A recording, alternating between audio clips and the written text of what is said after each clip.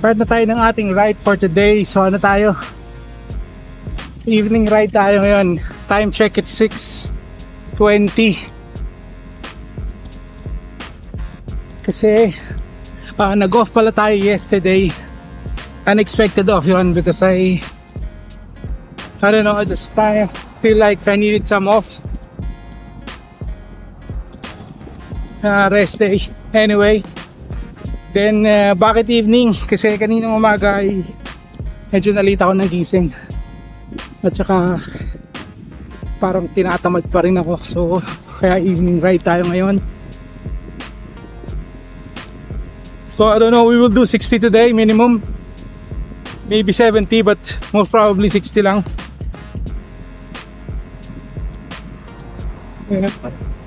Yung sabi kong dapat no rest day na, nag-rest day na naman tayo, but it's a good thing na din na we had a rest day. Kasi I'm having hard time sleeping. Kaya when usually ang tulog ko lang is 4 hours. Parang magigising, makakatulog ako ng mga 11. Then I'll wake up at 3:30, 4 o'clock. Yan, pero nung nag-off tayo, actually nagising ako ng mga 4:30 na or 4:45, but I still feel sleepy kaya kinontinue ko na lang yung sleep ko kasi I'm having hard time sleeping. Same thing kanina kaya umaga kasi medyo inaantok-antok pa ako kaya I just kept on sleeping. Kasi bihirang-bihirang mangyari na hindi ako nagigising ng maaga. Kaya naging evening ride tayo. So hopefully tomorrow mag morning ride ulit tayo. If not, we'll do again evening ride. So ayan, let's see kung makakailan tayo. I wanted to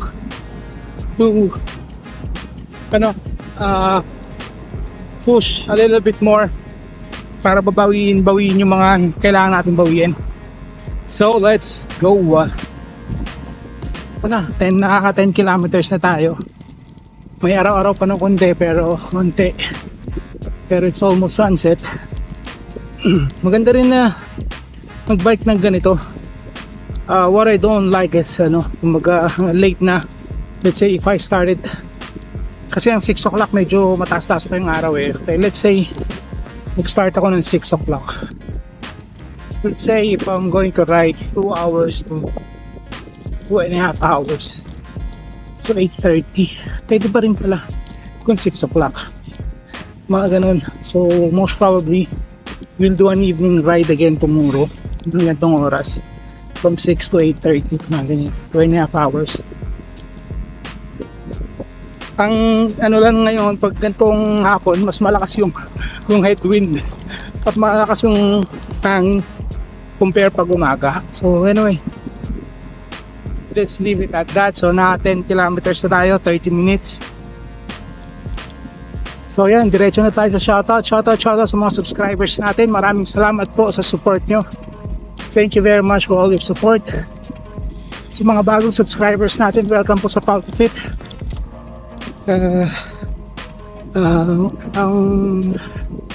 Sa mga bagong subscriber natin, si Roldan at saka si John Mark. So welcome sa inyo. Welcome sa Power Fit. Sana ma-enjoy nyo yung ating mga content.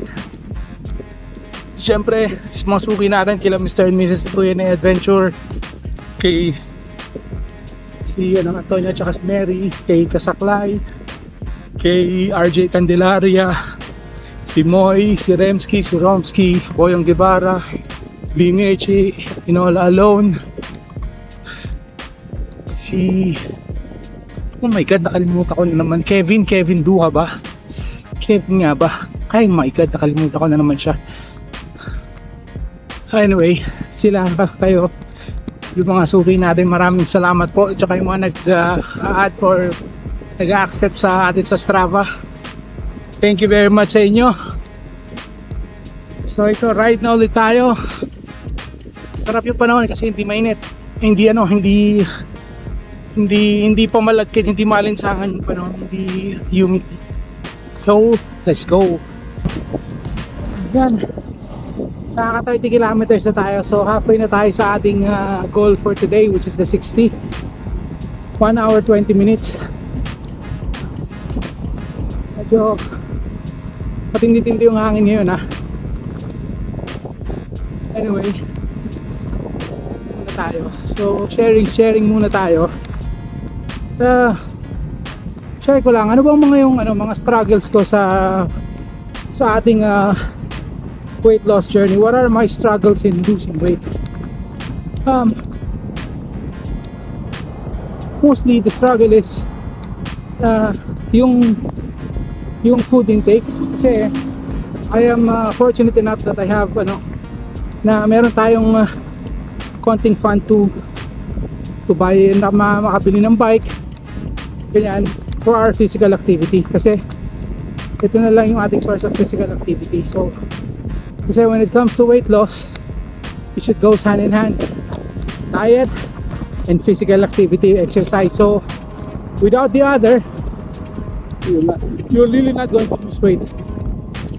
So anyway, going back to the struggle, ang mahirap lang naman dyan is when it comes to the diet, sa ating food intake, mahirap lang naman dyan is yung cravings for the food that that we normally eat, or we used to eat, like fast foods, burgers, ice cream, chocolates, and this and that. And sa ating mga Pilipino, it's really difficult to remove rice from our diet, kasi paano ka naman kakain ng sinigang na baboy nang walang kanin? Paano ka kakain ng pakbet at saka pritong isda na walang kanin? So I'm fortunate enough na I don't crave for rice, but I crave for, which is equally the same as rice, I always crave for breads and pasta. So it's the same as eating rice, kasi before I even started the weight loss journey, hindi na ako nagra-rice, kasi nung during the pandemic I tried the keto diet. Yung keto diet talagang hindi na ako nagra-rice doon. So I lost weight that time during the pandemic, but when yung nag-open na, nagbakasyon and this and that, so hindi ko na maintain yung diet natin, which was the second. Yun yung another struggle sa ating weight loss is yung stick to a diet plan. Kasi iba-ibang diet plan meron, maraming diet plan, may keto, may carnivore diet, merong vegan diet and this and that. Yung kasi you just need to do your own research when it comes to diet na gusto nyong i-follow. Kasi ako fortunate enough na okay sa akin yung keto diet, because in keto, syempre walang rice, walang sugar, walang starch, walang mga, when I say sugar, yung artificial and natural sugar. So meaning hindi ako pwedeng sa keto diet, hindi pwede ang apples, hindi pwede ang melon, hindi pwede ang banana. So imagine nagbabike tayo and I don't eat bananas. So parang 'di ba, napaka weird. Kasi talagang katuwang ng mga siklista saging. Well anyway, I don't eat banana kasi nakasanayan na. Sometimes nung kailan ba yun, nag-Alcudra kami na I really need sugar, kasi talagang bagsak yung bagsak yung kaya I need a sugar spike, so that's why I ate banana. So once in a while okay lang naman yun. So kaya nga nasanay ako ng walang rice. So when I started this weight loss journey 170 days ago, hindi na talaga ako nagra-rice. So craving for rice is not a problem for me. Ang problema sa akin yung bread and pasta. So yung bread, okay lang yung bread, because I can make dahil nasanay na ako, I can make almond bread in 5 to 10 minutes. So yun ang ginagawa kong substitute, yung almond bread. Yun nga, yung struggle to stick on the diet. Tapos ano po ba yung struggle natin dyan, yung pagkirmisan magkikrave ka ng sweets. Let's say, syempre if you have your partner at home, makikita mo siya kumakain ng favorite kasi ni Mrs. yung yung almond chocolate na nabibili ng per kilo dyan sa Carrefour. Imagine if yun, makikita mo may kumakain ng gano'n. So talagang it's just a matter of yung willpower mo na to paglabanan yung tukso ba, yung the urge to eat sugar. Although ako nag-i-steviana pa rin ako, yung stevia, nag-i-stevia pa rin ako once in a while sa coffee. Pero totally sugar, yung mga leche flan, hindi na ako kumakain yan. Kahit pa kumakain si Mrs. Nan, hindi na ako, talagang I avoid it. So yun, ano po ba yung struggle natin when it comes to physical activity?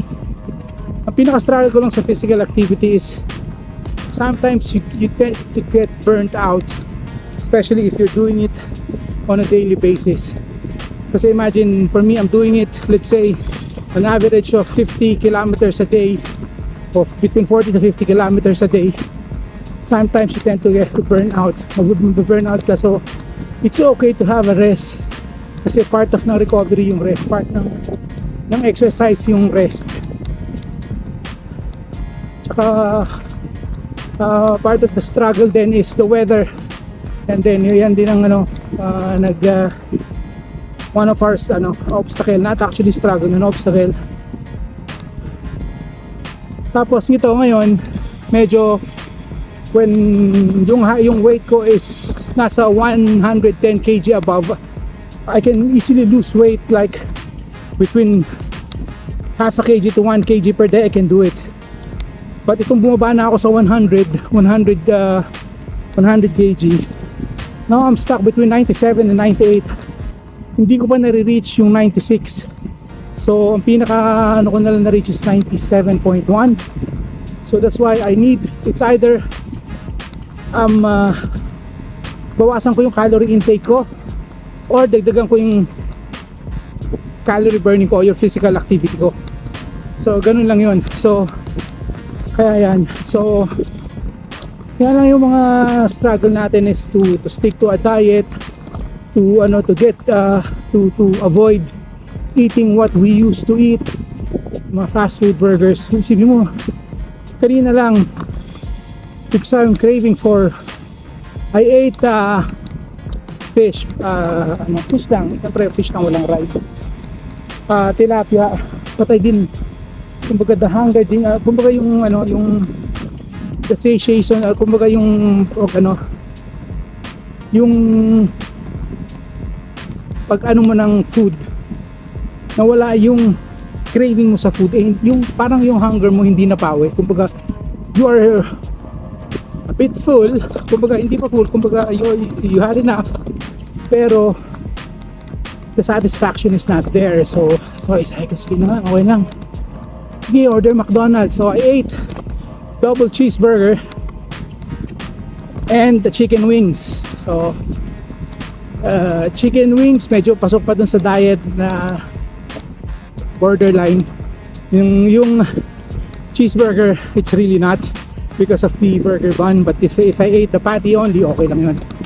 Anyway, so ang sabi ko, anyway, papawiin na lang natin yan. Kumbaga, you can still eat those as long as ayaw mo naman pawiin yan kasi once you keep depriving yourself of something, eventually you will give in at talagang kakain ka ng parang wala nang bukas. So anyway, yan lang yung struggle natin.